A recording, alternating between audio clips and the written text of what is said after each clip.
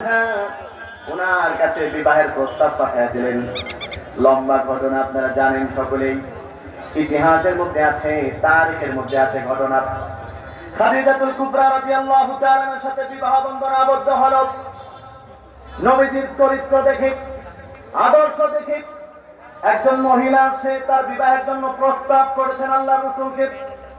আর আজকে আমাদের সমাজের অবস্থা এমন হয়ে গেল, আমাদের চারিত্রিক অবস্থা এমন অধঃপতন হয়েছে। দুই বন্ধু একসাথে চলে, কিন্তু এক বন্ধু যতই খাতির থাকুক আর এক বন্ধুর সাথে নিজের বোনকে বিয়ে দিতে চায় না। কথা বলুন ঠিক কিনা? দুই বন্ধু একসাথে চলে, কি মিল!